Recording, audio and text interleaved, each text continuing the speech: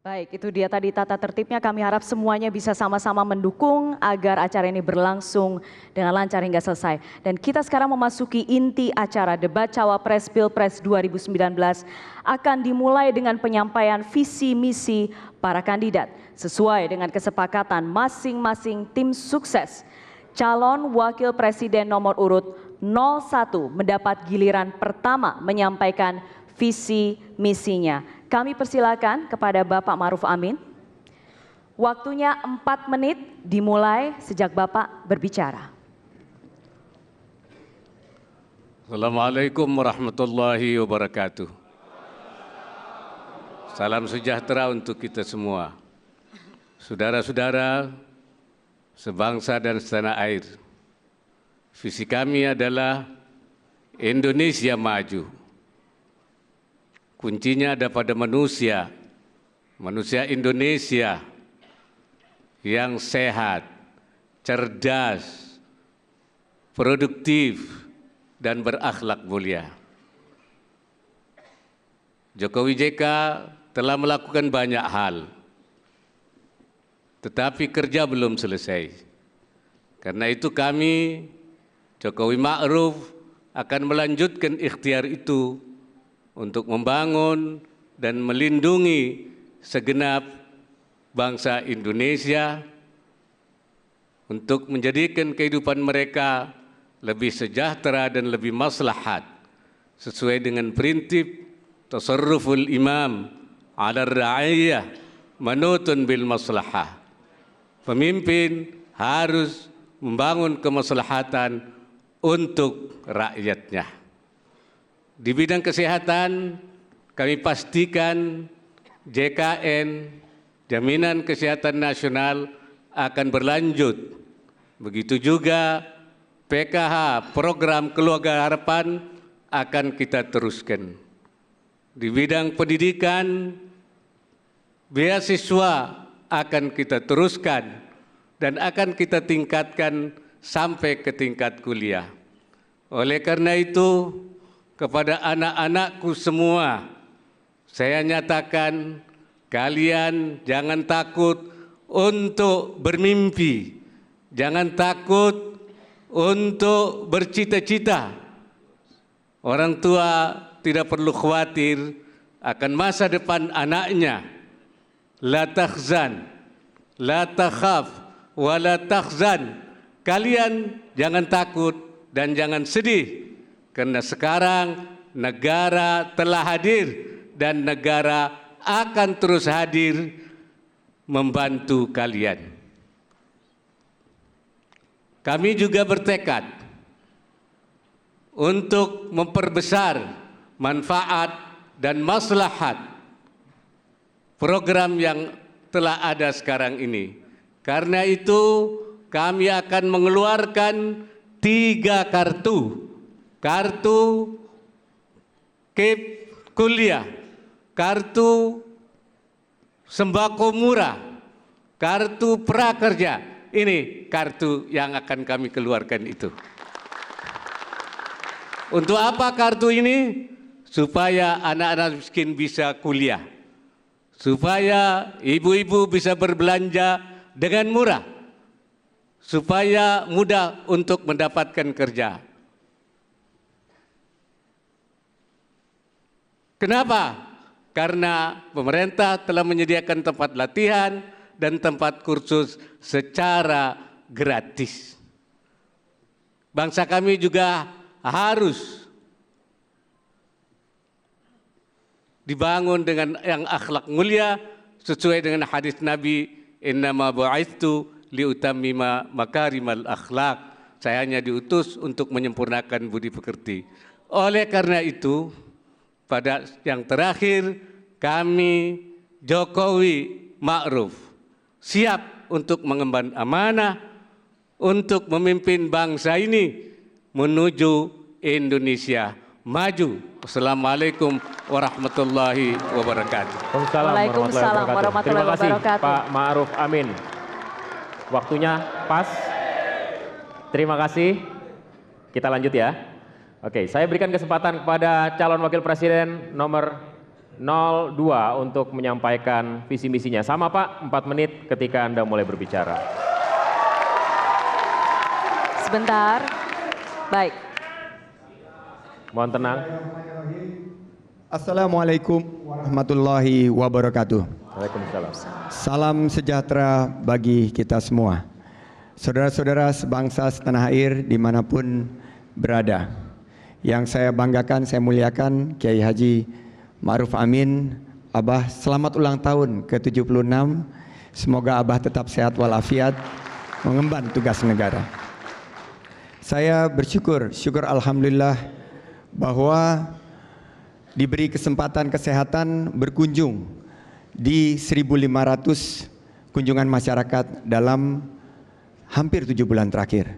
Kami mendengar keluhan, masukan, harapan. Prabowo Sandi melihat masa depan Indonesia cerah jika kita fokus kepada hadirkan solusi bagi masyarakat. Masyarakat menginginkan lapangan kerja yang terbuka. Anak-anak muda menginginkan peluang usaha. Ibu-ibu, emak-emak menginginkan harga-harga bahan pokok yang terjangkau, biaya pendidikan, biaya kesehatan, dan biaya listrik yang lebih murah. Oleh karena itu, Prabowo Sandi memiliki solusi di bidang pendidikan 2 yang utama. Pertama, pendidikan tuntas berkualitas. Meningkatkan kualitas pendidikan adalah kualitas guru, kesejahteraan guru, terutama guru honorer. Kita akan tingkatkan kesejahteraan dan pastikan status guru. Kurikulum kita perbaiki agar memiliki fokus pada pembangunan karakter dan akhlakul karimah. Kita juga pastikan bahwa sistem ujian nasional dihentikan, diganti dengan penelusuran minat dan bakat. Kami juga memiliki konsep sekolah link and match, di mana kita hadirkan penyedia lapangan kerja dan pencipta lapangan kerja tersambung dengan sistem pendidikan. Pada kesehatan saya teringat kisah Ibu Lis di Sragen, di mana pengobatannya harus di stop karena BPJS tidak lagi mengcover. Di bawah Prabowo Sandi kami pastikan dalam 200 hari pertama akar permasalahan BPJS dan JKN kita selesaikan. Kita pastikan defisit ditutup dengan penghitungan melibatkan putra-putri terbaik bangsa. Tenaga kesehatan harus dibayar tepat waktu, obat harus dibayar tepat waktu, tidak boleh ada antrian panjang. Dan kami akan memulai program promotif preventif 22 menit per hari berolahraga. Kita ingin masyarakat badannya sehat dan jiwanya juga sehat. Di bidang ketenagakerjaan saya ini pengangguran dulu. Saya yakin bahwa masa depan anak muda kita bisa kita berikan kesempatan untuk lapangan kerja kalau kita fokus pada 2 program utama kita, yaitu OKOC yang akan kita angkat ke level nasional. Kita akan berikan kesempatan membuka 2 juta wirausaha baru. Dan juga program rumah siap kerja untuk anak muda, one stop service, pelayanan terpadu untuk para anak-anak muda mendapatkan pekerjaan sampai tingkat pedesaan. Di bidang sosial, kemiskinan akan kita bidik dengan program yang tepat melalui basis data terpadu, dan kebudayaan kebinekaan kita haruslah kita jaga. Kita pastikan toleransi dan yang dimiliki bangsa ini menjadi salah satu fokus utama kita, dan kebudayaan kita memiliki banyak sekali aspek industri kreatif yang bisa kita angkat. Banyak sekali lapangan pekerjaan yang akan kita ciptakan di era Prabowo Sandi karena kita fokus untuk apa yang diinginkan oleh masyarakat. Terima kasih.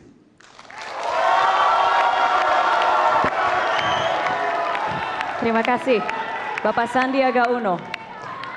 Ya, kita sudah baik. Tenang dulu, masih banyak kesempatan untuk... Masih ada waktu. Betul, masih ada waktu.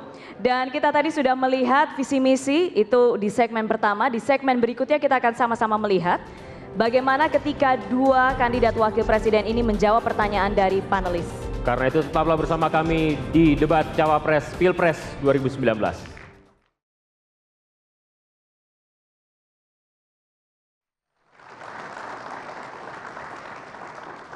Dan sudah bersama kita para panelis yang telah menyusun soal-soal yang akan ditanyakan kepada para calon wakil presiden. Kita berikan aplaus sekali lagi. Kerja cukup panjang selama kurang lebih 1 minggu ini. Silakan duduk kembali Bapak-Bapak, Ibu.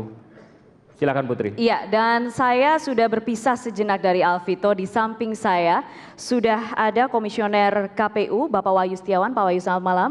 Terima kasih sudah hadir. Dan juga sudah ada Prof. Yos Johan Utama yang merupakan Rektor Universitas Diponegoro dan mendapat tugas sebagai koordinator panelis. Betul ya? Selamat malam, terima kasih Prof. Yos. Dan pada malam hari ini saya akan dibantu oleh Pak Wahyu dan juga disaksikan oleh panelis untuk membuka kotak. Kotak ini berisi pertanyaan yang sebelumnya sudah diundi oleh kedua belah pihak, jadi secara fair, kotaknya juga transparan. Silahkan Pak Wahyu, kuncinya ditunjukkan dulu. Ya. Bismillahirrahmanirrahim. Ini kuncinya Ibu Bapak. Ya. Ini Bro, betul Bro? Betul. Dan pertanyaan ini bersifat rahasia, hanya panelis yang mengetahui, belum ada pihak manapun yang mengetahui soal-soal yang sudah dibuat. Silahkan. Izin Bro? Yap. Ya. Bismillahirrahmanirrahim. Iya. Ya, ini dia. Kotaknya sudah terbuka. Pertanyaan yang tadi diambil kembali, diperlihatkan kembali bahwa semuanya masih tersegel. Segel semua. Ya. Betul? Terima kasih. Silakan dikembalikan. Silakan dikembalikan saja, nanti saya akan mengambil langsung. Karena transparan, jadi lebih mudah bagi saya juga untuk nanti saja mengambilnya. Panas itu karena ya. Oke, baik. Terima kasih Pak Wahyu Setiawan, Prof. Yos, terima kasih banyak. Kami persilakan untuk kembali ke tempat duduk. Baik, terima kasih Pak Wahyu, Pak Yos. Sedikit saja gambaran bahwa para panelis ini telah bekerja kurang lebih 1 minggu. Mereka menyusun masing-masing 5 pertanyaan dari 4 topik yang akan dipertanyakan kepada calon wakil presiden kita. Dan hanya 1 pertanyaan yang akan ditanyakan, artinya ada pengundian yang sudah dilakukan sebelumnya. Nah, untuk lebih jelasnya, sesi ini Putri akan memandu untuk topik pendidikan dan kesehatan, Putri. Betul, pendidikan dan kesehatan. Langsung saja kita mulai Bapak-Bapak, malam hari ini saya akan membuka kotak. Sudah terbuka, berisi pertanyaan yang terpilih dari proses pengundian sebelumnya. Sesi pertama, masing-masing kandidat akan menjawab pertanyaan dari topik pendidikan. Tulisannya sudah jelas, saya tunjukkan kepada kamera. Topiknya pendidikan, dan sesuai dengan undian, amplop pendidikan D atau Delta yang akan saya bacakan malam hari ini. Amplopnya masih tersegel ya. Pak Sandi, Pak Maruf Amin, saya buka sekarang. Ya. Sudah siap Bapak-Bapak? Ya, sesuai gilirannya kami nanti saya akan bacakan dulu. Sebentar, Bismillahirrahmanirrahim. Pendapatan domestik bruto Indonesia diprediksi menempati posisi 5 besar dunia pada tahun 2045. Pencapaian itu mensyaratkan pembangunan berbasis ilmu pengetahuan, teknologi, dan inovasi, di mana riset menjadi kebutuhan utama. Bagaimana komitmen Bapak-Bapak sekalian untuk terciptanya peningkatan riset yang menjawab kebutuhan tersebut? Sesuai giliran, kami persilakan Cawapres nomor 02 menjawab terlebih dahulu, waktunya 2 menit, hitungan waktu dimulai sejak Bapak Sandiaga Uno berbicara.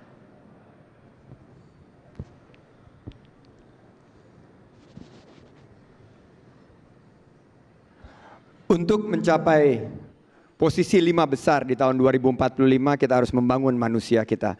Sistem pendidikan kita harus menyambung dengan lapangan pekerjaan. Inovasi, riset, dan teknologi menjadi investasi yang harus kita lakukan. Bukan hanya saja dari besarannya.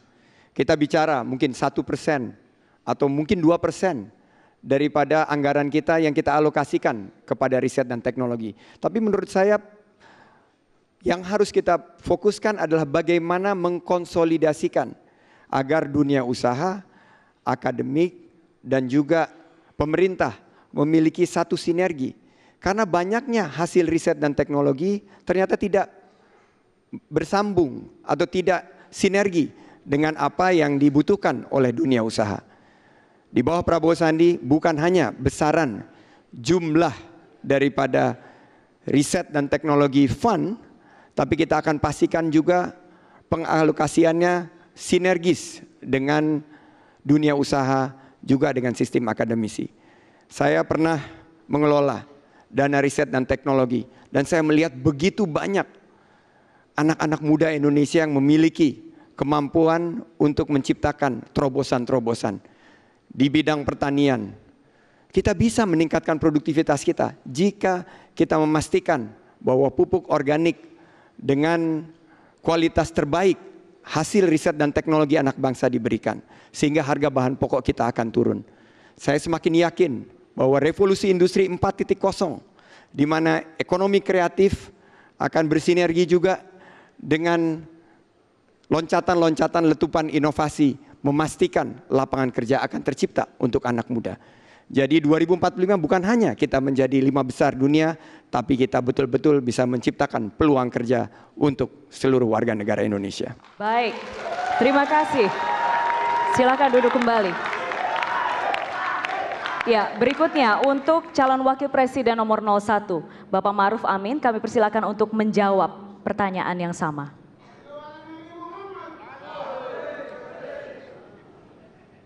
Riset menentukan maju mundurnya suatu negara. Negara yang bisa mengembangkan risetnya, dia akan menjadi negara yang maju. Karena itu kami akan mengembangkan riset dengan mengkoordinasikan semua alokasi dana. Sementara ini memang dana riset terbagi di kementerian dan lembaga. Tetapi nanti akan kita satukan supaya menjadi satu koordinasi dan akan kami bentuk Badan Riset Nasional. Dan kami juga akan memaksimalkan rencana induk riset nasional RIRN yang sudah ada. Karena itu akan kita optimalisasi sehingga riset kita akan menjadi lebih efektif. Samping itu juga kita sudah sepakat untuk menyediakan dana abadi riset di samping dana abadi pendidikan, dana abadi kebudayaan, juga dana abadi riset. Dengan berbagai upaya itu, kami yakin bahwa riset kita di masa yang akan datang akan berhasil memajukan negara ini dan kita menuju 10 years challenge. Terima kasih. Ada waktu, Pak Ma'ruf Amin, ingin ditambahkan? Cukup. Baik, terima kasih Bapak Ma'ruf Amin. Selanjutnya saya persilakan Pak Sandiaga Uno untuk menanggapi jawaban tadi, waktunya hanya 1,5 menit. Kami persilakan.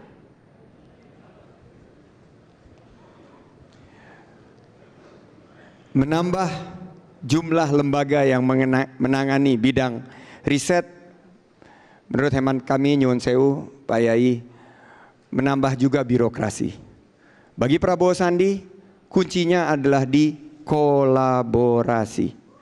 Kami akan memastikan dunia usaha mendapat insentif jika mereka berinvestasi di research.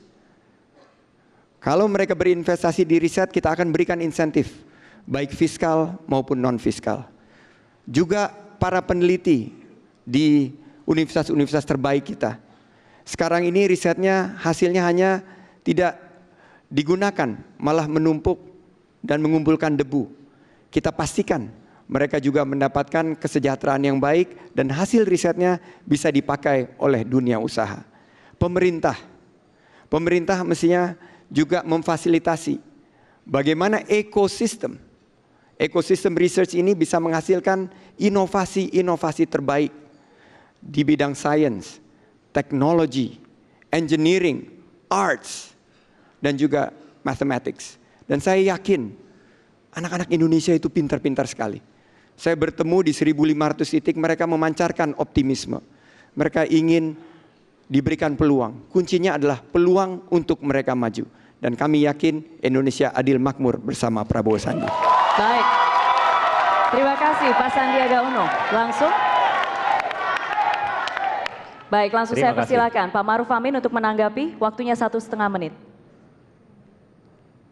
Badan Riset Nasional bukan menambah lembaga, tapi mengefisienkan lembaga.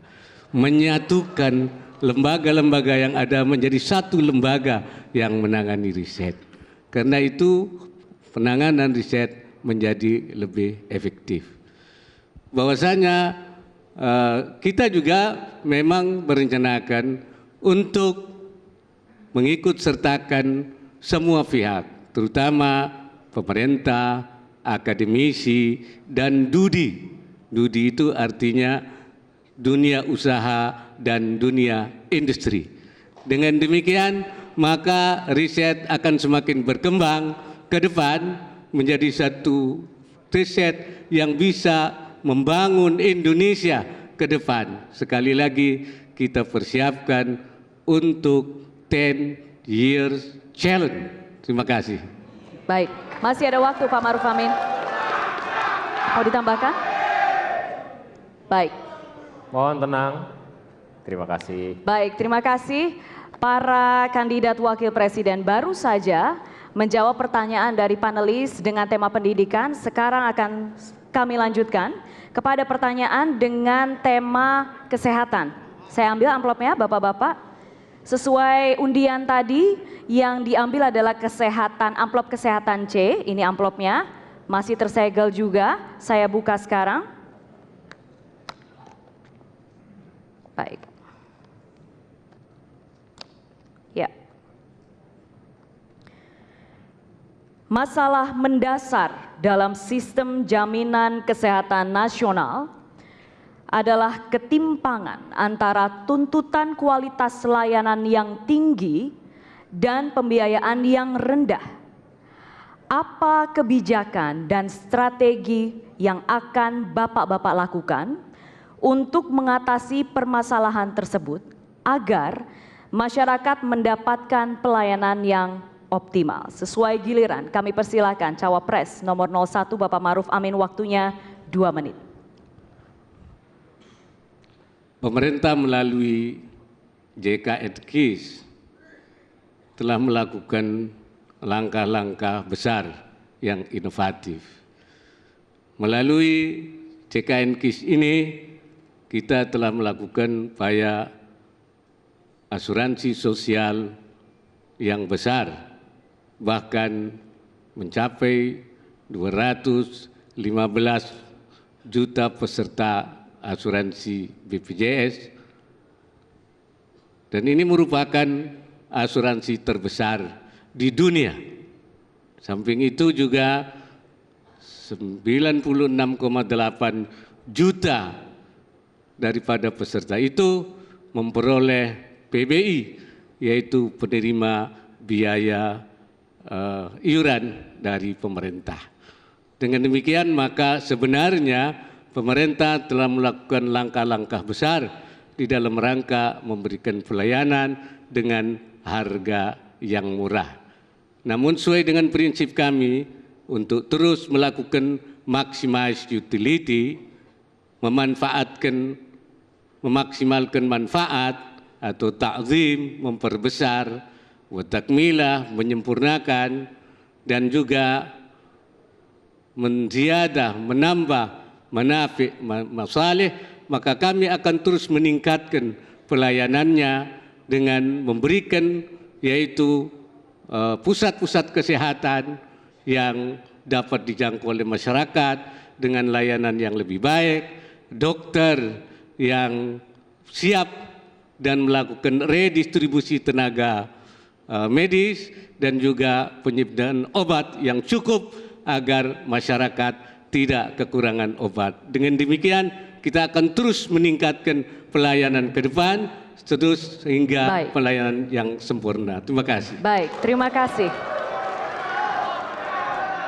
Selanjutnya saya persilakan Cawapres 02 untuk menjawab pertanyaan yang sama, waktunya 2 menit.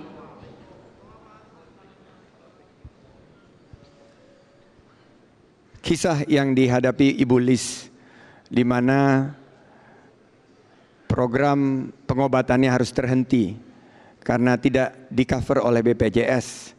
Itu tidak boleh lagi kita tolerir. Indonesia apalagi akan menjadi negara yang ekonominya nomor 5 terbesar di dunia 2045 harus menghadirkan pelayanan kesehatan yang prima bagi masyarakatnya. Kuncinya adalah pembenahan, jangan saling menyalahkan. Saya ingin mengingatkan kita, JKN di bawah Prabowo Sandi akan diteruskan, BPJS akan disempurnakan. Kita panggil aktuaria-aktuaria terbaik dari Hong Kong, putra-putri terbaik bangsa saya pernah ketemu. Kita hitung betul-betul jumlahnya berapa sih yang diperlukan. Karena untuk layanan kesehatan prima, negara tidak boleh absen, negara tidak boleh pelit. Jangan sampai antrian berngekor-ngekor atau juga obat tidak tersedia karena pengelolaan yang belum sempurna. Di bawah Prabowo Sandi, dalam 200 hari pertama, kita cari akar permasalahan, hitung jumlahnya berapa. Kita berikan layanan kesehatan yang prima, obat-obatan yang tersedia. Tenaga medis harus dibayar tepat waktu. Mereka tidak boleh dihutangi, rumah sakit. Jangan sampai layanan kesehatannya turun karena tidak dibayar tepat waktu. BPJS akan lebih baik di bawah Prabowo Sandi karena kita mengerti akar permasalahannya. Kebetulan saya juga latar belakangnya keuangan. Saya melihat bahwa ini adalah tantangan Indonesia untuk maju membangun manusianya. Kita benahi layanan kesehatan, tingkatkan kualitasnya, tingkatkan kesejahteraan guru, kesejahteraan tenaga medis, dan kita harapkan layanan kesehatan lebih baik lagi ke depan. Terima kasih. Baik. Terima kasih. Terima kasih Pak Sandiaga Uno. Selanjutnya silakan Pak Maruf Amin menanggapi jawaban tadi. Waktunya 1,5 menit Bapak, dimulai sejak Bapak berbicara. Di samping pelayanan yang sifatnya kuratif, pengobatan, mengenai akses kesehatan bagi seluruh warga dan perbaikan pelayanan kesehatan baik yang sifatnya fasilitas kesehatan, tenaga medis dan obat-obatan, kami juga akan mendorong upaya yang bersifat preventif dan promotif melalui Germas, Gerakan Masyarakat Sehat, melalui PIS-PK, yaitu Program Indonesia Sehat dengan pendekatan keluarga, dan juga mendorong untuk tidak mengkonsumsi hal-hal yang menimbulkan kurang sehat. Demikian juga dengan KIA, yaitu kesehatan ibu dan anak, terutama untuk mencegah terjadinya stunting yang oleh pemerintah Jokowi JK telah diturunkan sampai 7%, dan kami berjanji akan menurunkan dalam 5 tahun yang akan datang sampai 10%, sehingga sampai pada titik 20% minimal. Karena itu melalui upaya-upaya preventif promotif itu kita harapkan maka jumlah orang yang sakit semakin berkurang dengan adanya kedua hal tersebut. Baik. Terima kasih. Terima kasih. Terima kasih. Ya, berikutnya saya persilakan Pak Sandiaga Uno menanggapi 1,5 menit Bapak, silakan. Kami juga akan membenahi sistem rujukan. Kami pasti melihat bahwa pola rujukan yang lebih mengutamakan layanan kesehatan masyarakat agar mereka tidak menunggu berjam-jam di rumah sakit karena sistem rujukannya berbelit-belit. Kami melihat bahwa tugas pemerintah juga adalah menghadirkan kebijakan-kebijakan yang bisa mencegah promotif preventif yang kami sebut sebagai gerakan 22 menit tiap hari berolahraga. Saya alhamdulillah menjalankannya setiap hari dan saya melihat bagaimana dampaknya positif terhadap pengurangan biaya kesehatan. Kami meyakini kalau generasi muda, ibu-ibu perempuan hebat, perempuan mandiri yang terlibat di Posyandu juga ditambah anggaran dan kesejahteraannya, mereka bisa menurunkan angka kematian ibu yang sekarang masih ada di atas tingkat 300. Kami juga yakin gizi anak-anak juga akan lebih baik kalau kita berikan sebuah program yang sinergi antara sistem pendidikan di mana TK dan SD menyediakan susu atau tablet susu dan juga kacang hijau seperti di Jakarta yang kami jalankan, sehingga permasalahan stunting bisa kita turunkan semakin cepat untuk masa depan Indonesia menang. Baik. Terima kasih. Baik, terima kasih Bapak Sandiaga Uno.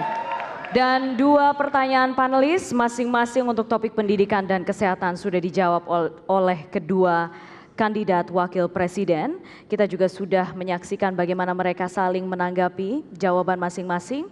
Dan selanjutnya, di sesi selanjutnya debat akan dipandu oleh rekan saya Alvito. Baik, sesi selanjutnya topik yang akan dibahas adalah ketenagakerjaan dan sosial budaya. Ya. Jadi kita tetap ada di sini saja, jangan kemana-mana, kami akan kembali.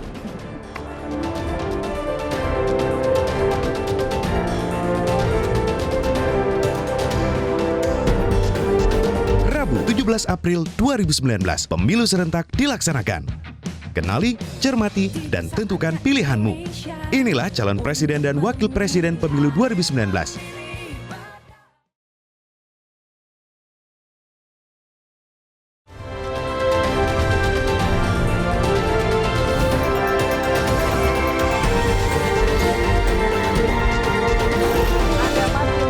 Debat Cawapres Pilpres 2019, kita memasuki segmen ketiga. Sama seperti segmen sebelumnya, di segmen ini para kandidat wakil presiden akan menjawab pertanyaan yang sudah disusun oleh para panelis dan juga saling menanggapi jawaban lawan. Akan dipandu oleh Alvito. Baik, terima kasih Putri. Bapak-bapak, kita mulai. Topik selanjutnya adalah topik ketenagakerjaan. Dari 5 soal yang disiapkan, yang terundi adalah amplop A. Masih tersegel dan saya akan buka untuk mengetahui pertanyaan yang diberikan oleh panelis apa. Bismillahirrahmanirrahim. Bidang ketenagakerjaan. Sumber daya tenaga kerja kita, baik di dalam maupun di luar negeri, masih bertumpu pada pengembangan keterampilan dan belum menyentuh pada pengembangan manusia, sehingga mempengaruhi daya saing, tingkat adaptasi, link and match, dan rentan terhadap ketidakadilan. Apalagi revolusi industri 4.0 mengakibatkan dehumanisasi tenaga kerja. Bagaimana strategi Bapak-bapak untuk memperkuat kualitas sumber daya tenaga kerja yang mumpuni dan humanis? Saya akan berikan kesempatan sesuai dengan urutan Cawapres 01. Pak Ma'ruf, silakan dimulai. Waktu Anda sama seperti tadi, 2 menit dimulai dari Anda berbicara, Pak. Untuk meningkatkan kualitas tenaga kerja, kita mulai dari upaya pendidikan. Pendidikan kita akan kita revitalisasi, baik SMK, Politeknik, akademi-akademi, dan akan kita kerjasamakan kepada kelompok dunia usaha, dan dunia industri supaya ada relevansi, link and match di antara keduanya. Selain itu juga kami akan terus mengembangkan latihan-latihan, kursus-kursus melalui BLK, Balai Latihan Kerja, melalui BUMN, dan juga kursus-kursus yang bisa diaplikasi dengan digital, baik kursus yang sifatnya kepintaran, kecakapan, maupun kebugaran. Dengan demikian maka tenaga kerja kita akan bersaing dan juga akan dilakukan sertifikasi serta upaya-upaya pelatihan untuk meningkatkan scaling, upscaling, maupun reskilling. Dengan demikian, saya kira tenaga kerja kita akan bisa bersaing di luar negeri. Di samping itu kita melakukan perlindungan kepada tenaga kerja kita di luar negeri, karena undang-undang kita sekarang yang terakhir telah bergeser dari upaya penempatan kepada upaya perlindungan, daripada jalbul masalih, mengambil kemaslahatan semata-mata, kepada darul mafasid, menolak kerusakan. Sekian. Baik, terima kasih. Kesempatan yang sama saya berikan juga kepada Pak Sandiaga Uno untuk menjawab pertanyaan tadi. 2 menit waktu Anda, Pak. Indonesia negara yang kaya raya, sumber daya alamnya melimpah, sumber daya manusianya hebat-hebat, pintar-pintar dan rajin-rajin. Saya bertemu dengan sumber daya manusia di seluruh wilayah pelosok Indonesia, mereka memancarkan wajah yang optimis. Rumah siap kerja yang baru saja diluncurkan oleh Prabowo Sandi menawarkan untuk anak muda kita link and match. Karena sangat ironis, siswa SMK sekarang ini mendominasi jumlah pengangguran kita. 61% dari pengangguran kita adalah angkatan muda. Mereka masuk SMK karena ingin cepat dapat kerja, tapi justru mereka susah mencari lapangan pekerjaan. Oleh karena itu kami launching rumah siap kerja untuk anak muda. One stop service, meningkatkan keterampilan mereka, melink and match apa yang dibutuhkan penyedia lapangan kerja, perusahaan-perusahaan, apa yang dihasilkan oleh sistem pendidikan kita. Kita melihat bagaimana nanti kita akan merekrut dunia usaha, perusahaan-perusahaan swasta dan BUMN yang akan kita berikan insentif agar mereka menawarkan program magang dan co-op kepada para anak-anak muda yang datang di rumah siap kerja. Kita akan hadirkan di tiap kecamatan sampai ke tingkat desa. Mereka akan mendapatkan keterampilan yang sesuai yang dibutuhkan oleh revolusi industri 4.0. Kemarin saya datang, ada yang menginginkan desain grafis. Ada yang perlu mengasah keterampilannya berbahasa Inggris. Nah, ini adalah sebuah masa depan yang Prabowo Sandi yakini akan mengikis jumlah pengangguran di usia muda sebanyak 2 juta dalam 5 tahun kami memerintah, dan kami yakin Indonesia menang, adil makmur bersama Prabowo Sandi. Terima kasih Pak Sandi. Selanjutnya saya mengundang... Sebentar, tenang dulu, baik. Saya mengundang Pak Maruf untuk memberikan tanggapan. Waktu Anda 1,5 menit, Pak. Kami persilakan. Pertama, mari kita bersyukur bahwa tingkat pengangguran kita sekarang ini sudah berada sangat rendah, antara 5,30, 5,13, terendah selama 20 tahun. Dan kita juga ingin mendorong tenaga kerja kita mampu menguasai teknologi, terutama teknologi digital. Kebetulan pemerintah kita sekarang sudah bisa membangun infrastruktur, baik infrastruktur darat, infrastruktur laut, infrastruktur udara, dan infrastruktur langit.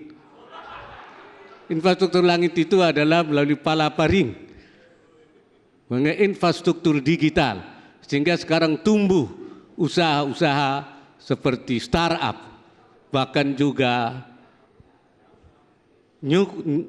unicorn, bahkan juga kemungkinan sebentar lagi akan ada dekakorn. Dengan demikian, maka tenaga kita harus kita siapkan ke depan supaya lebih siap menghadapi tantangan ke depan. Sekali lagi, ini dalam rangka menyiapkan anak-anak kita, yaitu menghadapi tantangan 10 years challenge. Terima kasih. Terima kasih Pak Maruf. Selanjutnya giliran Cawapres 02 untuk menanggapi. 1,5 menit Pak Sandi.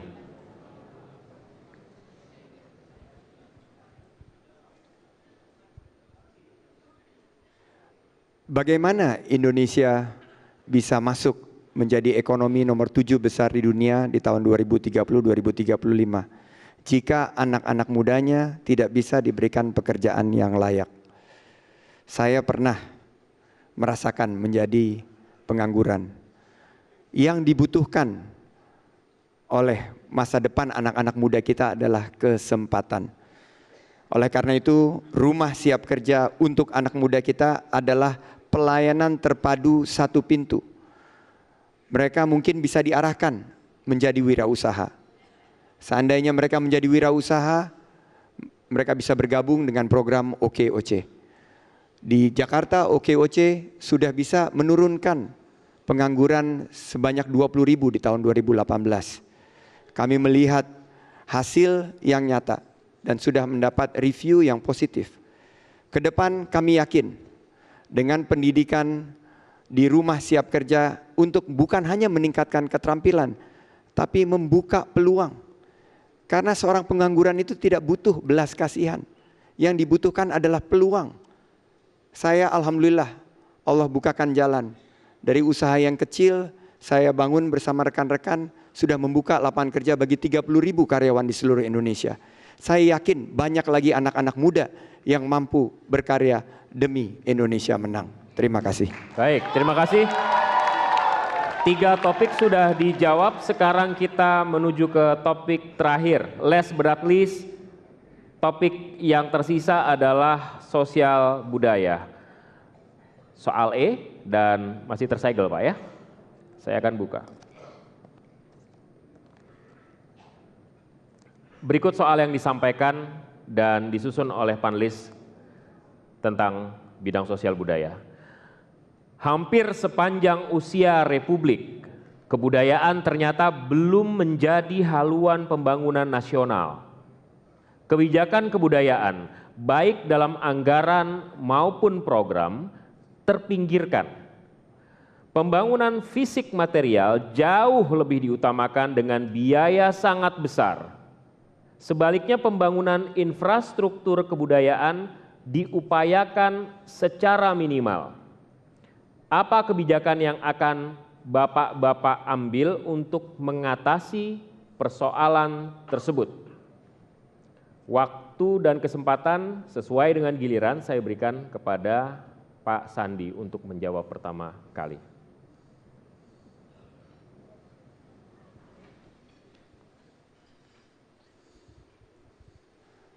Di tahun 1961, Bung Karno bertemu dengan Menteri Pertahanan Amerika Serikat. Beliau menyatakan, dan saya quote, "Tuhan mungkin memiliki bom atom, tapi kami memiliki seni budaya yang tinggi." Tepat 60 tahun setelah itu, UNESCO menobatkan Indonesia sebagai negara superpower, adidaya yang memiliki kebudayaan yang tinggi. Saya melihat memang anggaran dan infrastruktur masih kurang. Tapi kita harus melihat dari sisi kemitraan.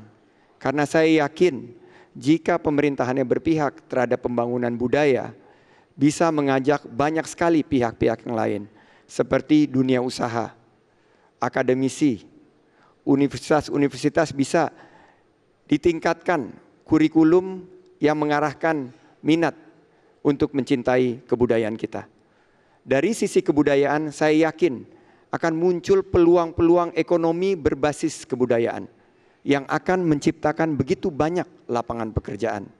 Ekonomi kreatif, di bawah Prabowo Sandi kita akan tingkatkan bukan hanya anggarannya tapi wewenangnya juga untuk mengkolaborasi semua kekuatan yang kita miliki.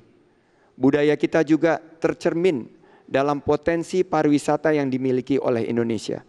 Jika kita melihat sesuatu dalam pandangan yang holistik, yang komprehensif, di mana kita tempatkan pembangunan budaya sebagai prioritas, saya semakin yakin Indonesia menang di bawah Prabowo Sandi bukan hanya bisa melestarikan budaya kita, tapi juga bisa menciptakan letupan-letupan ekonomi yang akan membuka lapangan kerja untuk anak-anak muda kita.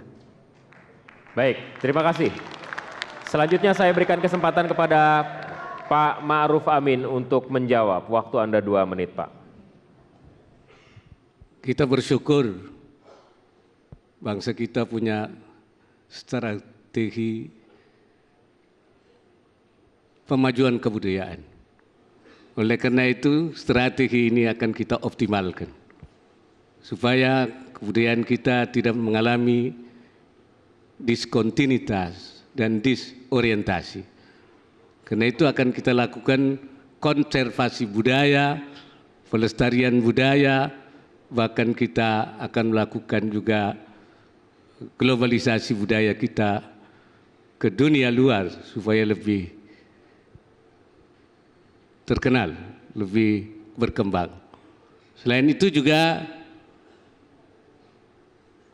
kami akan selain anggaran yang tersedia, seperti tadi saya katakan, bahwasanya kita akan menyiapkan dana abadi kebudayaan supaya kebudayaan ini makin berkembang di samping dana abadi pendidikan, dana abadi riset, ya, sehingga kebudayaan bisa berkembang. Dan kebudayaan ini juga kita dorong untuk juga bisa mengembangkan kebudayaan kita melalui ekonomi kreatif. Karena itu pemerintah sekarang sudah membentuk Bekraf, Badan Ekonomi Kreatif.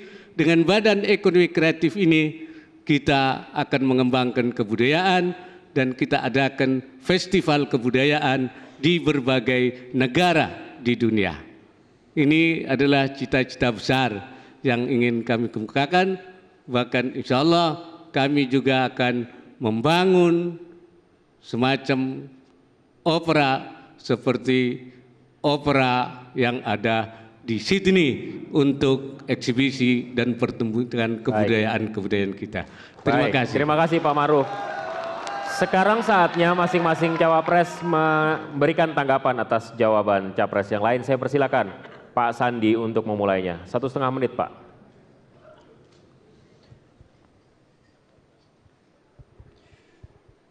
Membangun kebudayaan kita bukan hanya kita bicara anggaran dan infrastruktur, tapi dilihat daripada pelibatan semua elemen yang bisa mendukung agar budaya ini menjadi satu daya picu untuk kemajuan Indonesia ke depan. Saya melihat warisan budaya yang dimiliki kita begitu beragam. Bhinneka Tunggal Ika dan toleransi itu adalah salah satu juga warisan daripada budaya kita.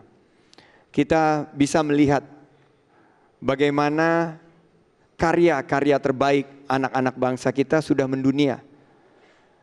Tinggal sekarang kita mengkolaborasikannya, jangan semuanya menjadi beban pemerintah. Tapi saya yakin kalau kita bicara tentang budaya, banyak sekali pihak yang ingin membantu. Baik dari dunia usaha, teman-teman yang bergerak di universitas, dan juga di civil society, di lembaga swadaya masyarakat, mereka ingin berkontribusi. Tugas pemerintah adalah membentuk pemerintahan yang kuat, dengan keberpihakan yang tegas, agar budaya menjadi prioritas utama pembangunan. Sekarang kita memang lihat prioritas kita ada di infrastruktur. Ke depan di bawah Prabowo Sandi kita akan seimbangkan. Pembangunan manusia dan budaya juga harus menjadi prioritas pembangunan Prabowo Sandi. Terima kasih. Sekarang saya berikan kesempatan kepada Cawapres 01 untuk menanggapi. Kami akan terus mengembangkan budaya nasional, terutama juga kearifan lokal. Kita punya Dalian Notulu, kita punya Pela Gandong, kita punya Rumah Betang. Di dalam rangka membangun jati diri bangsa, dalam rangka membangun toleransi dan gotong royong. Karena itu kita akan mengembangkan budaya-budaya kita itu menjadi nilai-nilai kehidupan yang bersifat personal maupun nilai-nilai kehidupan yang bersifat kolektif kebangsaan. Yang sifatnya personal adalah persatuan, gotong royong, dan juga akhlakul karimah, akhlak yang mulia. Sedangkan nilai-nilai kolektif kebangsaan antara lain adalah berdaulat dalam politik, mandiri dalam perekonomian, berkepribadian di dalam kebudayaan. Nilai-nilai individual dan kebangsaan ini adalah warisan budaya kita, bahkan kita angkat dari kearifan lokal dan budaya lokal. Dan ini akan kita jadikan konservasi budaya yang nantinya akan memberikan nilai-nilai bukan saja nasional tapi juga global. Terima kasih. Baik, terima kasih. Jawaban Pak Ma'ruf tadi menuntaskan sesi uji panelis. Sesi yang mengharuskan para calon wakil presiden menjawab soal yang sudah disusun oleh tim panelis. Tapi ini belum berakhir. Debat baru akan dimulai di sesi selanjutnya. Begitu Putri? Betul sekali Alvito. Tidak kalah seru di segmen berikutnya kita akan menyaksikan langsung dua kandidat wakil presiden ini saling bertanya dan beradu argumentasi secara langsung tetap di debat Cawapres Pilpres 2019.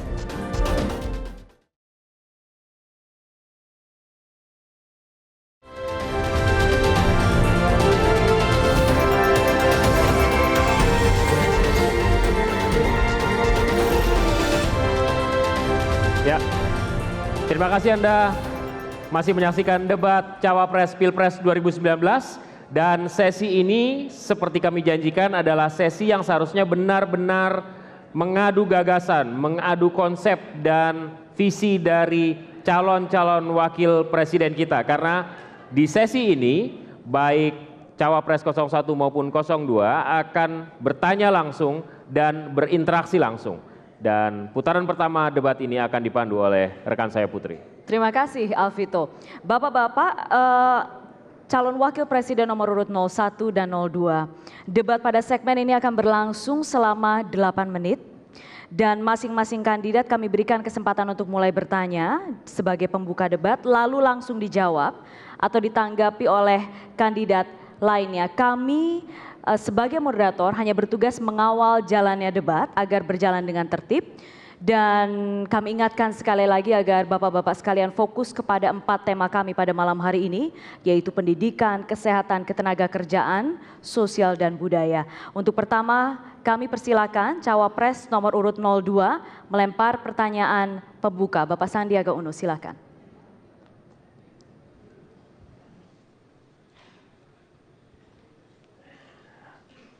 Bapak Kiai Haji Ma'ruf Amin yang saya muliakan. Di saat pengangguran kita masih ada 7 juta dan kualitas lapangan pekerjaan kita masih belum optimal, pemerintah mencabut beberapa keharusan bagi tenaga kerja asing seperti keharusan mereka bisa berbahasa Indonesia, perbandingan jumlah tenaga kerja asing dan tenaga kerja lokal, dan juga berkaitan dengan visa khususnya untuk tenaga kerja yang ada pada strata terbawah. Kita melihat banyak sekali saudara-saudara kita belum mendapatkan kesempatan kerja, tapi pada satu sisi yang lain justru lapangan kerja tersebut diberikan kepada warga negara asing. Tenaga honorer per hari ini belum mendapatkan keadilan. Mereka belum ditingkatkan statusnya dan kesejahteraannya juga masih belum. Sistem outsourcing yang sekarang ini memberatkan baik bagi dunia usaha maupun juga sistem outsourcing sangat tidak adil bagi tenaga kerja yang sekarang mengeluhkan tidak ada kepastian kerjanya.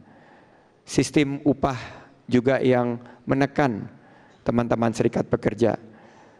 Teman-teman dari pengemudi transportasi online belum mendapatkan perlindungan kerja yang selayaknya. Strategi apa yang Bapak Kiai miliki untuk memastikan kita memiliki keadilan dalam menyediakan tenaga kerja untuk anak-anak negeri kita. Terima kasih.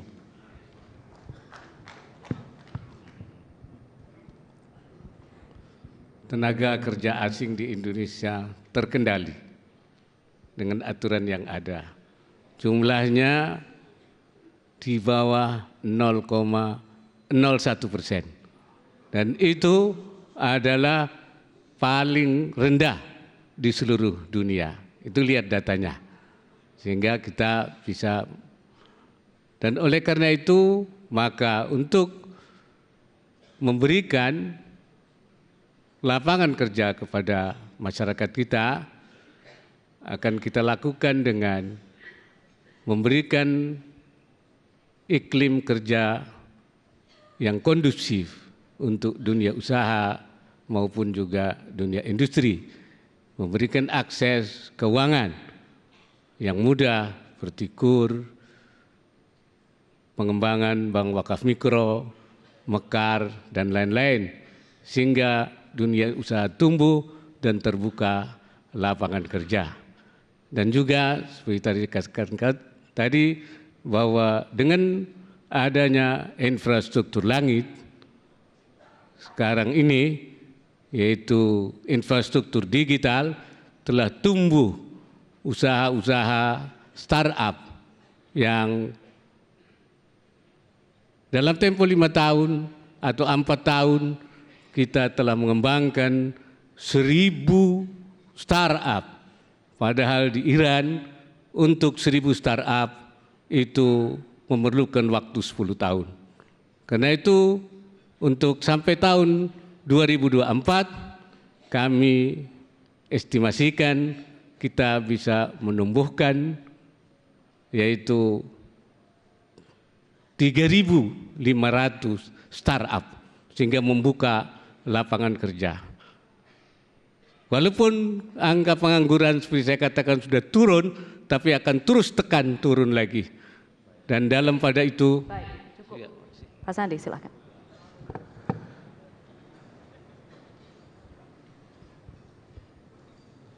Prabowo Sandi melihat bahwa UMKM adalah solusi untuk penciptaan lapangan pekerjaan.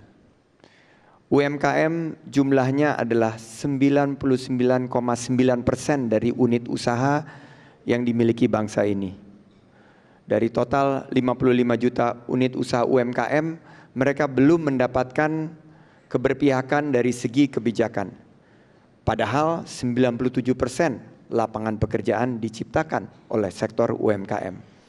Untuk tenaga kerja asing, kami memiliki konsep yang sangat jelas bahwa kami akan pastikan siapapun yang bekerja di sini harus bisa berbahasa Indonesia. Seperti para tenaga kerja kita yang ada ke luar negeri harus mengasah keterampilannya. Kami pastikan juga jumlah perbandingan antara tenaga kerja asing dan lokal terukur dengan baik dengan memberikan aspek keadilan. UMKM adalah solusinya. Industri berbasis pengolahan juga menjadi solusi. Jika kita berpihak kepada penciptaan lapangan kerja melalui UMKM, 97% daripada penciptaan lapangan kerja dan 60% daripada produk domestik bruto kita akan disumbangkan oleh UMKM. Program OKOC yang kami dorong berpihak kepada UMKM karena kita akan memberikan pelatihan langkah pertama, kedua pendampingan, ketiga kami akan memberikan bantuan pemasaran, kemudahan perizinan, akses keuangan baik administrasi maupun akses permodalan akan meningkatkan dunia usaha.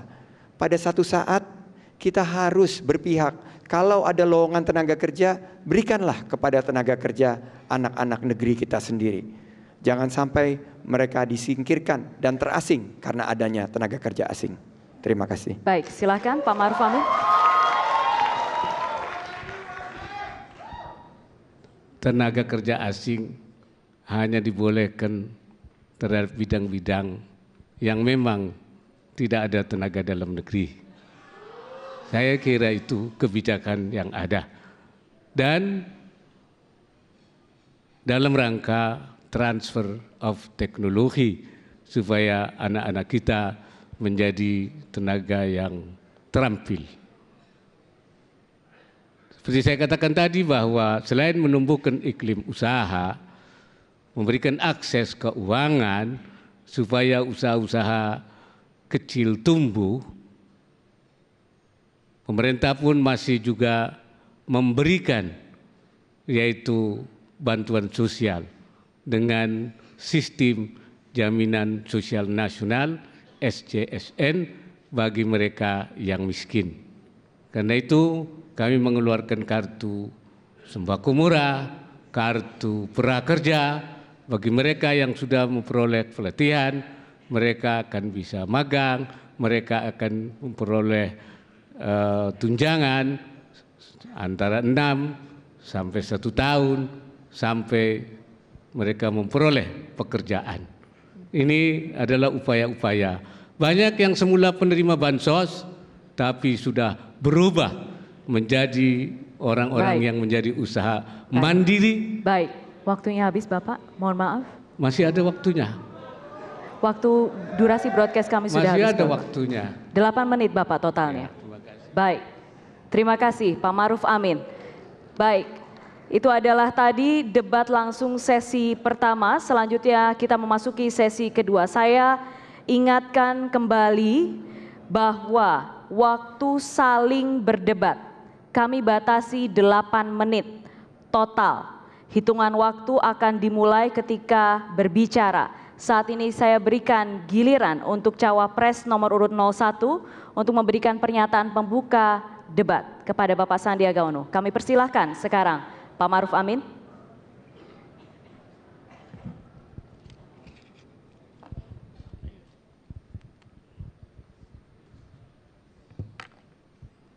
Pak Sandi, lebih dari 60% anggaran pendidikan ditransfer kepada pemerintah daerah sesuai dengan pembagian kewenangan pada jenjang pendidikan.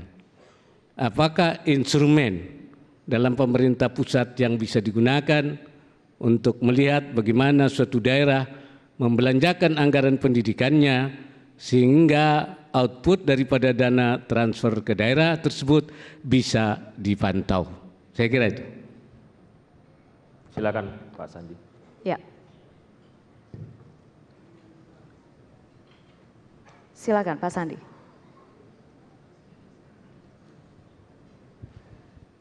Terima kasih Pak Kiai.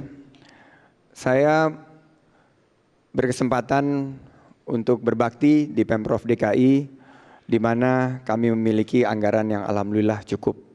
Kami memiliki program Kartu Jakarta Pinter Plus di mana bukan hanya sistem pendidikan yang di-cover oleh pemerintah provinsi tapi juga ditambah dengan kebijakan memberikan asupan makanan yang lebih baik kepada penerima manfaat KJP Plus.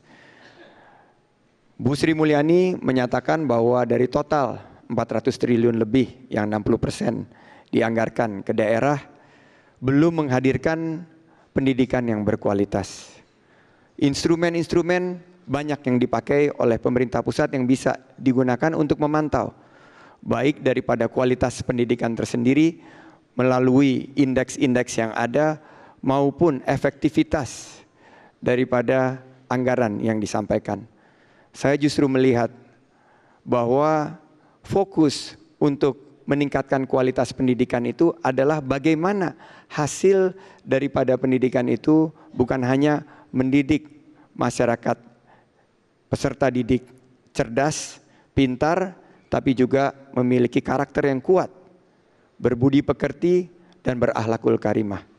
Instrumen-instrumen tersebut banyak sekali yang bisa dipakai dan saya yakin selama Prabowo Sandi diberikan kewenangan untuk mengalokasi jumlah, kita pastikan link and match bahwa peserta didik memiliki kesempatan bukan hanya mendapatkan pendidikan yang berkualitas, tapi setelah mereka lulus, mereka mendapatkan kesempatan kerja. Kami yakin ini menjadi prioritas yang akan membawa Indonesia menang. Baik, Silakan Pak Maruf Amin untuk menanggapi. Menurut saya pemerintah pusat harus menggunakan satu data pendidikan untuk melakukan pemantauan itu, yaitu NPD dan Depodik. NPD adalah neraca pendidikan daerah, yang dimaksud Depodik adalah data pokok pendidikan. Dengan kedua instrumen ini, saya harapkan pemerintah pusat dapat untuk memantau output dari dana transfer daerah. Informasi data nantinya dialirkan ke seluruh kementerian dan lembaga yang terkait dengan pendidikan. Dengan demikian, maka dana transfer ke daerah bisa dipantau outputnya dan dapat dilihat belanja pendidikannya. Terima kasih. Selanjutnya silakan Pak Sandiaga Uno. Selain daripada pembangunan infrastruktur fasilitas pendidikan, fokus dari Prabowo Sandi adalah peningkatan kualitas guru. Kalau guru berkualitas, berkompetensi, maka masa depan pendidikan kita lebih baik. Kami berkomitmen kesejahteraan guru, terutama guru-guru honorer, yang mereka sudah belasan tahun, malah sudah ada yang puluhan tahun berbakti, dan mereka adalah pahlawan tanpa tanda jasa. Per hari ini mereka belum mendapatkan keadilan, belum mendapatkan kesejahteraan, belum mendapatkan status. Prabowo Sandi berkomitmen, PR terbesar kita adalah meningkatkan kualitas guru kita. Kita tingkatkan kompetensinya, kita pastikan kesejahteraannya. Kurikulum, Ananda Salsabila Umar di Pamekasan menyatakan kurikulum kita terlalu berat dan banyak sekali mata pelajaran yang dia tidak minati dan tidak akan dia pernah pakai. Di bawah Prabowo Sandi, kita pastikan kurikulum kita fokus kepada hal esensi dan akan membangun karakter, budi pekerti, tentunya juga membangun peserta didik yang memiliki akhlak yang karimah. Kami juga akan menghapus ujian nasional. Ini adalah salah satu sumber biaya yang tinggi bagi sistem pendidikan kita. Untuk anak-anak di rumah, ujian nasional tersebut sangat tidak berkeadilan. Kami akan hapuskan. Kami gantikan dengan penelusuran minat dan bakat. Penelusuran minat dan bakat sangatlah aplikatif kepada para peserta didik. Mereka akan mampu untuk diarahkan kemana mereka, kalau ke ekonomi kreatif atau ke bidang lain sesuai dengan kemampuannya. Terima kasih. Baik. Ya, masih lanjut Pak Maruf, masih ada waktu, silakan. Yang kami maksudkan adalah instrumen untuk memantau dana pusat yang ditransfer ke daerah. Sebab dana pendidikan ini 60% lebih dari pusat, anggaran dari 20% anggaran pendidikan, 60%-nya itu ditransfer ke daerah. Seringkali menjadi kesulitan pemerintah pusat untuk memantau tentang belanja dan output daripada penggunaan dana-dana itu, apakah efektif, efisien, tepat sasaran, sehingga perlu ada instrumen yang perlu kita kembangkan. Sebab ini sering menjadi kritik kepada pemerintah pusat. Karena itu maka kita perlu menciptakan instrumen yang disepakati, yang laporannya yaitu bisa ditransfer ke masing-masing kementerian dan lembaga sehingga bisa dipantau secara pasti. Maka saya usulkan bahwa yang dipakai adalah yaitu NPD, neraca pendidikan daerah, dan Depodik, yaitu data pokok pendidikan. Menurut hemat saya, kedua instrumen ini akan bisa kita gunakan untuk memantau yaitu transfer dana pusat ke daerah sehingga dana pendidikan menjadi efektif. Sekian, terima kasih. Baik, silakan ingin menanggapi. Sisa 10 second masih ada? Oke. Sedikit saja, silakan. Iya, memang kita lihat instrumen itu bisa dipakai. Tapi yang perlu kita dengar adalah keluhan daripada masyarakat. Masyarakat menginginkan pendidikan berkualitas. Baik. Kalau kita hanya melihat instrumen, Baik. kita tidak akan Baik. mampu menghadirkan satu solusi bagi masyarakat. Cukup. Terima kasih. Terima kasih. Pak Sandiaga Uno. Ya, Mohon tenang, terima kasih. Pak Sandiaga Uno, Pak Ma'ruf Amin, terima kasih. Kita sudah menyelesaikan sesi debat terbuka yang pertama. Dan masih ada sesi debat terbuka yang kedua akan dipandu oleh rekan saya Alvito. Karena itu jangan kemana-mana, tetaplah bersama kami di debat Cawapres Pilpres 2019.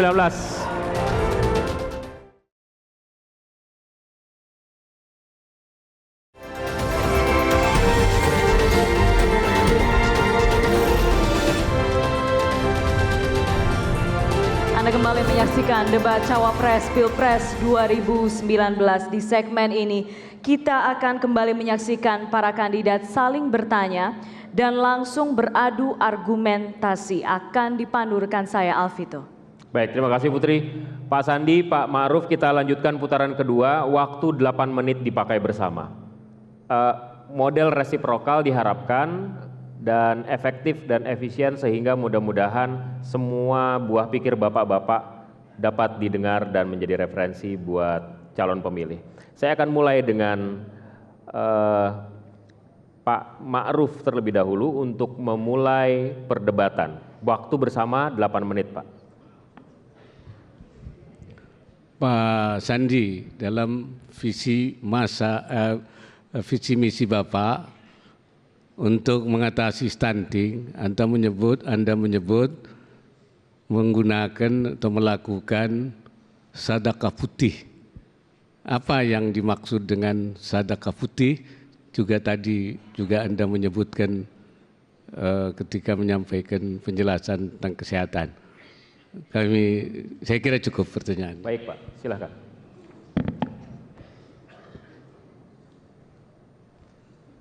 Terima kasih Pak Kiai. Masalah stunting sangat-sangat ada dalam tahap yang gawat darurat, di mana sepertiga dari anak-anak kita kekurangan asupan gizi. Prabowo Sandi meluncurkan program Indonesia Emas.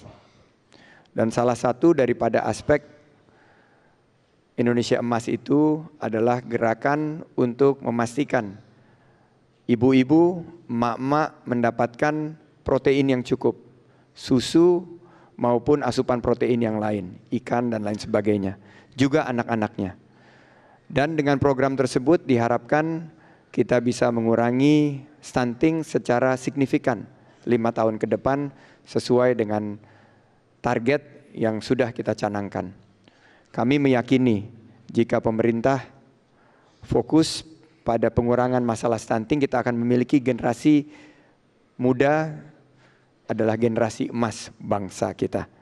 Saya yakin juga sedekah putih yang dimaksud oleh Kiai Ma'ruf Amin tadi, Abah memberikan satu dorongan kepada teman-teman yang ingin berkontribusi. Putih itu adalah susu. Dan kita menjadikan bagian daripada Indonesia Emas. Program utama kami adalah Indonesia Emas. Siapa yang ingin menyumbangkan susu, tablet, kacang hijau, silakan. Dan ini merupakan bagian daripada program partisipatif kolaboratif yang kita ingin hadirkan untuk Indonesia. Karena tidak bisa diselesaikan pemerintah sendiri. Harus melibatkan juga pihak-pihak lain termasuk pihak-pihak dunia usaha. Ditanggapi Pak Ma'ruf, silakan. Isu sedekah putih itu ditangkap oleh banyak pihak memberikan sedekah susu setelah anak itu selesai disusukan oleh ibunya. Padahal stunting itu adalah 1000 pertama sejak dia mulai hamil sampai disusui anaknya, yaitu melalui pemberian asupan yang cukup dan juga melalui yaitu sanitasi dan air bersih serta susu ibu selama 2 tahun. Dan setelah terutama sekali ketika susu ibu itu keluar pada saat melahirkan, yang oleh dunia kedokteran disebut sebagai kolostrum dan di dalam fikih disebut sebagai al-luba. Al-luba huwa labanul kharij awal al-wiladah. Luba adalah air susu ibu yang keluar ketika waktu melahirkan dan hukumnya itu wajib untuk diberikan menurut pendapat ahli fikih. Nah, apabila diberikan susu setelah 2 tahun, yaitu haulaini, kamilaini, 2 tahun sempurna, maka tidak lagi berpengaruh untuk mencegah stunting. Maka stunting sudah tidak bisa diatasi setelah 2 tahun disusukan anaknya. Karena itu menurut saya istilah sedekah putih itu menimbulkan pemahaman yang mengacaukan masyarakat. Terima kasih. Baik, silakan ditanggapi segera. Silakan Pak.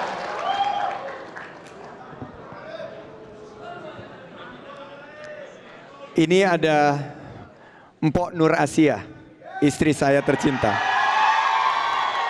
Beliau melahirkan di usia 42 tahun. Anak terakhir kami si bungsu Sulaiman. Kami seperti ajaran daripada guru-guru maupun orang tua memberikan air susu ibu. Tapi mendadak di bulan ke-6 berhenti, tidak keluar lagi. Mungkin karena faktor usia, mungkin karena faktor yang lain. Nah, banyak sekali anak-anak seperti Sulaiman dan ibu-ibu yang lain juga mengalami kasus serupa. Dan disitulah kami ingin mengajak para kontributor, para yang bisa menyediakan susu, para donatur, mengumpulkan uang untuk membantu agar gizi ibu dan gizi anak bisa kita perhatikan dan masalah stunting itu bisa selesai. Memberi itu baik menurut saya, dan apapun yang disedekahkan, baik itu dalam bentuk susu atau dalam bentuk yang lain, akan membantu. Bukan hanya pemerintah yang menangani, tapi juga seluruh masyarakat. Dan kita menginginkan sebuah program yang partisipatif, kolaboratif, mengajak seluruh masyarakat mengikuti sebuah gerakan. Ini bukan tentang Prabowo Sandi, ini bukan tentang Pilpres ini, tapi ini lebih besar dari Pilpres ini. Kita bicara generasi emas ke depan kita akan hilang kalau sepertiganya tidak mendapatkan asupan protein, tidak mendapatkan susu. Jadi saya ingin mengajak kita semua untuk berpikir yang besar untuk bangsa kita. Mari kita jangan saling menyalahkan dengan satu istilah satu sama lain. Mari kita fokus bagaimana menyelesaikan permasalahan ini bersama-sama. Karena kami yakin bersama kita akan mampu membangun Indonesia. Kita alihkan. Terima kasih Pak Sandi. Pak Ma'ruf, silakan jika ada tanggapan. Masih ada waktu. Silakan, masih ada waktu Pak. Silakan ditanggapi. Ya. Kami ingin justru apa yang sudah berhasil dilakukan pemerintah selama 4 tahun, menurunkan stunting sampai 7%, dari 37 menjadi 30%, karena itu perlu ada upaya-upaya lebih intensif. Sebenarnya stunting ini bukan hanya masalah kesehatan, tapi juga masalah sosial, masalah sanitasi, masalah gizi. Karena itu selain upaya-upaya pemberian ASI, juga pemberian sembako kepada para ibu hamil melalui bansos, bantuan sosial, agar mereka mampu membeli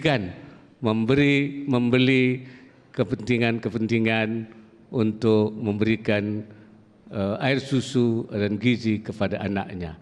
Dan yang lebih penting lagi, yaitu bukan sejak hamil, tapi juga sejak sebelum nikah, melalui upaya bimbingan sejak akan menikah, melalui tuntunan edukasi sejak di KUA, Karena itu kami yakin Habis waktunya, bahwasanya ke depan itu akan kita bisa menurunkan sampai 10%. Baik, terima kasih Pak Ma'ruf. Boleh sekarang tepuk tangan, mari.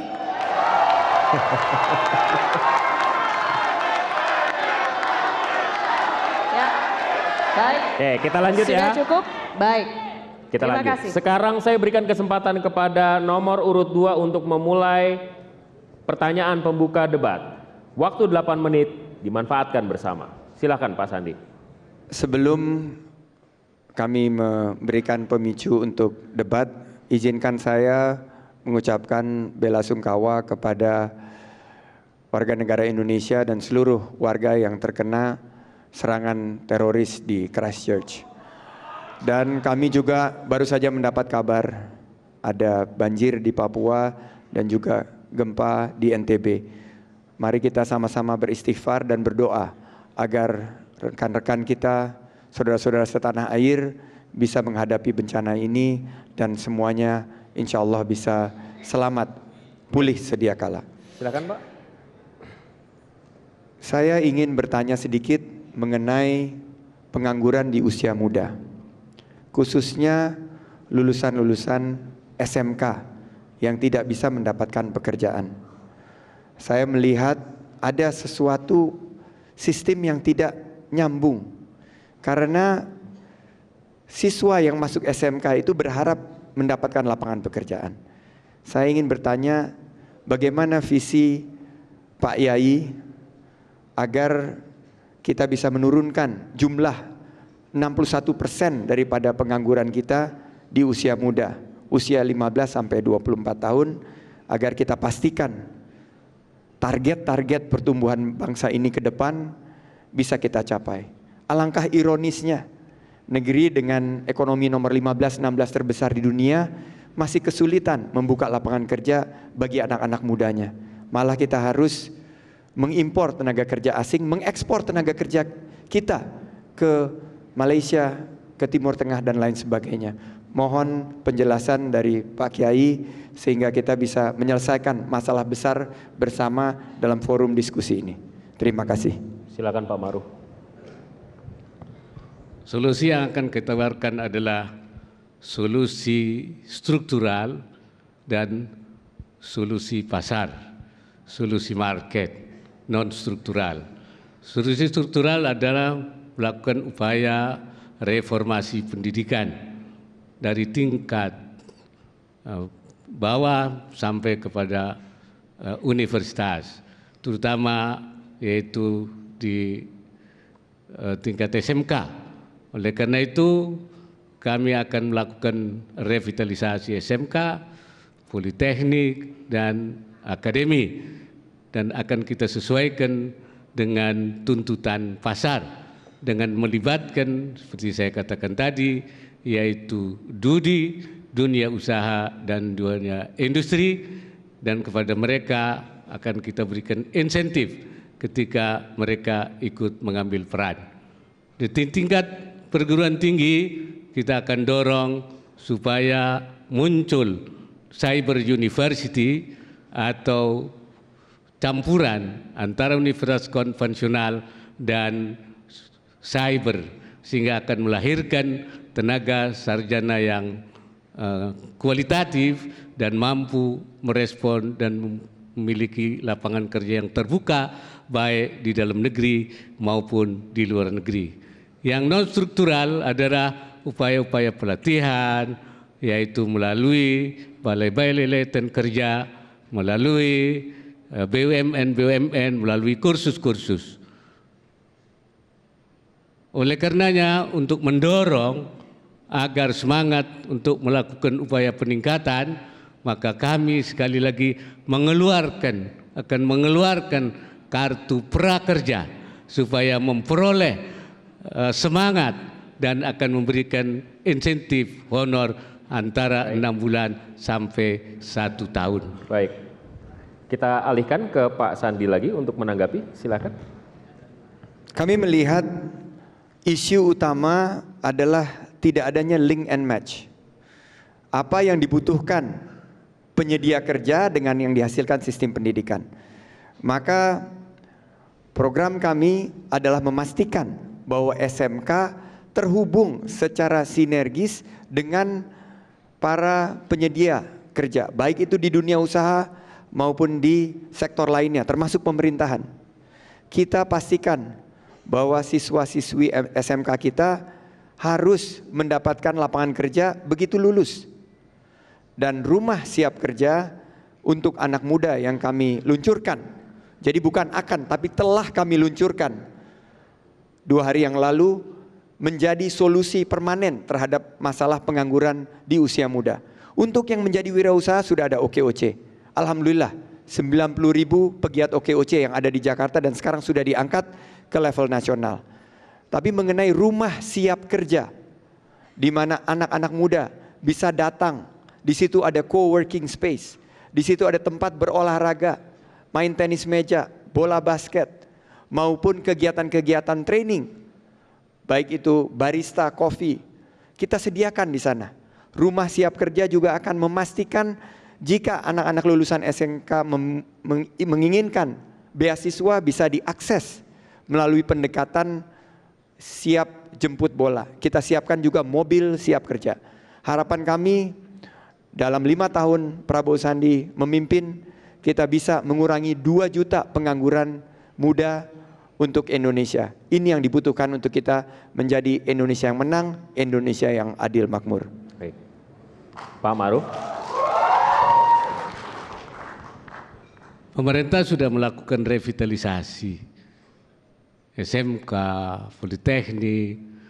Oleh karena itu akan terus kita perkuat, kita takzimkan, kita perbesar, kita takmilahkan, kita sempurnakan, dan kita ziadahkan, kita tambahkan supaya nanti semakin hari semakin besar.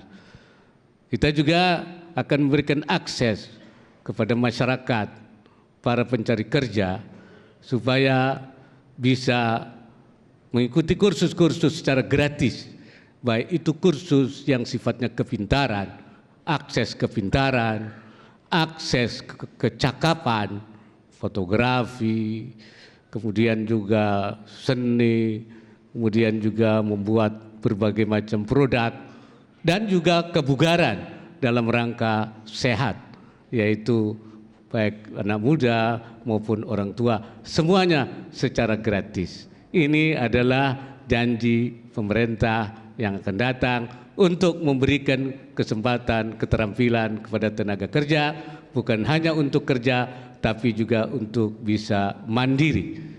Demikian, terima kasih. Masih ada waktu, mau ditanggapi Pak Sandi? Menciptakan lapangan kerja di usia muda merupakan satu semangat daripada milenial. Data riset terakhir, milenial menginginkan menjadi entrepreneur. 69% daripada milenial, anak-anak muda kita ingin sistem yang fleksibel.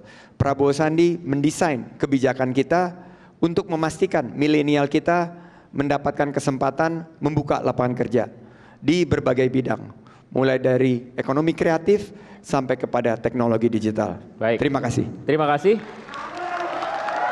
Dan kita sudah tuntaskan debat Sebentar. langsung antar calon wakil presiden. Sekarang boleh tepuk tangan. Tepuk tangan. Oke. Baik. Baik. Cukup? Cukup. Sekarang sudah berakhir debatnya Putri, tapi rasanya rangkaian acara ini belum tuntas. Belum selesai dan akan mencapai puncaknya nanti di segmen berikutnya, di mana para kandidat wakil presiden akan menyampaikan pernyataan penutup. Tetap bersama kami di debat Cawapres Pilpres 2019.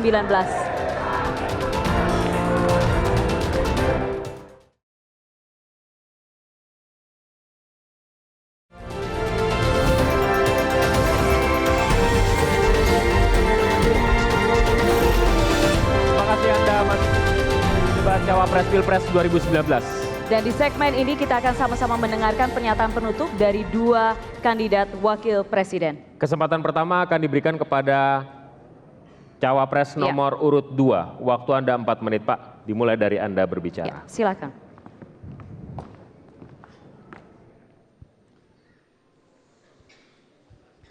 Negeri ini sangat kaya raya, sumber daya alamnya melimpah, tanahnya subur, sumber daya manusianya juga hebat-hebat. Namun masih menyisakan beberapa masalah, antara lain lapangan kerja yang sulit didapat untuk anak-anak muda. Juga untuk emak-emak, para ibu-ibu, perempuan hebat, perempuan mandiri yang mengeluhkan biaya hidup semakin tinggi, biaya pangan, biaya listrik, biaya pendidikan, dan biaya kesehatan. Prabowo Sandi akan fokus untuk menyelesaikan permasalahan rakyat. Bagaimana kita menghadirkan solusi agar bangsa ini menyelesaikan apa yang diungkapkan harapan rakyat untuk kita hadirkan Indonesia yang menang, Indonesia yang adil makmur. Dalam ketenaga kerjaan, jelas program OKOC yang kami launching beserta rumah siap kerja sanggup untuk menciptakan 2 juta lapangan kerja baru melalui penciptaan 2 juta wirausaha baru. Kami juga akan mengurangkan pengangguran di usia muda sebanyak 2 juta. Saya lahir dari dunia pendidikan, ibu saya guru, paman saya pakar pendidikan, kakek saya kepala sekolah. Kami pastikan guru-guru kesejahteraannya ditingkatkan. Guru honorer terutama akan kita tingkatkan status. Kita pastikan juga bahwa sistem pendidikan yang berkualitas, link and match, membangun budi pekerti, karakter yang kuat, berakhlakul karimah menjadi fokus kita ke depan. Mencabut ujian nasional, memberikan liburan di bulan Ramadan sebagai meneruskan program yang pernah dijalankan oleh Gus Dur. Bulan Ramadan, bulan toleransi. Bhinneka Tunggal Ika kita kumandangkan. Umat Islam dan umat-umat pemeluk agama lain memberikan satu pemahaman. Kita tingkatkan toleransi kita pastikan bahwa ke depan Indonesia merupakan negara adil, makmur, baldatun toibatun warabun gofur. Di bidang kesehatan kami akan bereskan BPJS 200 hari pertama. Tidak ada lagi kekisruhan. Saya akan turun tangan sendiri bersama Pak Prabowo, pastikan tidak ada layanan kesehatan masyarakat yang ditinggalkan. Tenaga medis juga kita akan pastikan mendapatkan honor tepat waktu. Juga obat-obatan disediakan. Kita ingin budaya Bhinneka Tunggal Ika dan toleransi menjadi warisan kita dan membuka lapangan kerja seluas-luasnya. Untuk semua layanan daripada pemerintah, kita tidak ingin merepotkan dan membebani negara dengan menerbitkan kartu-kartu yang lain. Mari kita ambil dompet kita masing-masing. Dompet kita keluarkan, ibu-ibu yang di rumah terutama, bapak-bapak, semua anak muda, keluarkan satu kartu yang sudah semua kita miliki, yaitu kartu tanda penduduk, KTP. Ini super canggih, sudah memiliki chip teknologi di dalamnya. Revolusi industri 4.0 memudahkan dengan big data dan single identification number, semua fasilitas layanan, baik ketenaga kerjaan, pendidikan, kesehatan, semua rumah siap kerja bisa diberikan. PKH, kita akan tambah menjadi PKH Plus di dalam program yang hanya membutuhkan KTP ini. Ini menjadikan kartu kami. Terima kasih. Hasbunallah wa ni'mal wakil, ni'mal maula wa ni'man nasir. La haula wa la quwata illa billahil aliyyil. Wallahul muwaffiq ila aqwamit thoriq. Nasrun minallah wa fatun qarib. Terima kasih. Wassalamualaikum warahmatullahi wabarakatuh. Baik. Terima kasih. Baik, tenang dulu. Terima kasih. Terima kasih Pak Sandiaga Uno. Kami persilakan selanjutnya Bapak Ma'ruf Amin, waktunya 4 menit. Silakan. Assalamualaikum warahmatullahi wabarakatuh. Salam sejahtera untuk kita semua, saudara-saudara sebangsa dan setanah air. Apa yang akan kami usahakan, Jokowi Ma'ruf, adalah merupakan kelanjutan daripada apa yang telah dilakukan oleh Jokowi JK untuk melakukan upaya perbaikan secara terus-menerus dan berkelanjutan sesuai dengan prinsip al-islah illa ma huwal aslah tsummal aslah fal aslah, melakukan perbaikan ke arah yang lebih baik yang lebih baik secara terus-menerus dan berkelanjutan. Apa yang dilakukan oleh Jokowi JK adalah merupakan peletakan dasar, landasan, milestone, adalah basic capital, modal dasar. Dan yang akan kami lakukan adalah maximize utility, memaksimalkan manfaat yang sudah ada. Yang akan kami lakukan adalah menta'zim, membesarkan, wa takmilah, menyempurnakan, dan juga ziyadah, menambahkan al-manafi' wal masalih, manfaat dan maslahat yang sudah ada. Kami juga akan melakukan pergeseran strategi nasional dari yang semula titik berat pada infrastruktur kepada pembangunan sumber daya manusia. Oleh karena itu kami mohon doa, restu kepada seluruh rakyat Indonesia agar cita-cita dan niat kami itu dengan izin Allah dapat terwujud. Kami juga mengajak kita semua untuk melawan dan memerangi hoax, karena hoax adalah merusak tatanan bangsa Indonesia. Melawan dan memerangi fitnah, seperti kalau Jokowi terpilih, Kementerian Agama dibubarkan, pelajaran agama dilarang, azan dilarang, zina dilegalisir. Saya bersumpah demi Allah, selama hidup saya akan saya lawan upaya-upaya yang akan melakukan itu semua.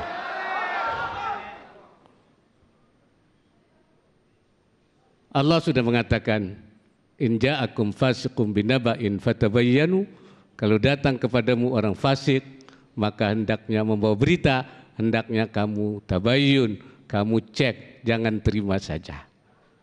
Ya Allah, saya memang merasa sudah tidak muda lagi.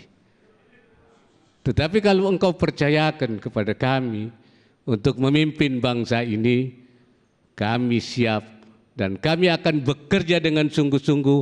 Hasilnya bukan untuk kami, tapi untuk generasi yang akan datang. Wassalamualaikum warahmatullahi wabarakatuh. Waalaikumsalam. Baik. Wabarakatuh. Silakan Pak Pernyataan Sandi, terakhir bergabung dari bersama kami di Kiai tengah. Ma'ruf Amin tadi menuntaskan acara debat malam hari ini. Ya. Mohon Tenang tenang. dulu, sebentar. Anda yang ada di rumah, saksikan dua orang putra terbaik bangsa ini karena Ya. keduanya akan muncul di surat suara yang akan Anda pilih. Tanggal berapa Putri? 17 April 2019 kita sama-sama membangun harapan dan keyakinan bahwa kemajuan ada di tangan kita semua. Mewakili KPU dan Transmedia sebagai penyelenggara debat calon wakil presiden, kami mengucapkan terima kasih atas perhatian Anda. Saya Alvito Dinova Gintings. Saya Putri Ayu Ningtyas, terima kasih. Sajian berikutnya, Kebiar-Kebiar, Lea Simanjuntak dan Angel Peters. Selamat malam.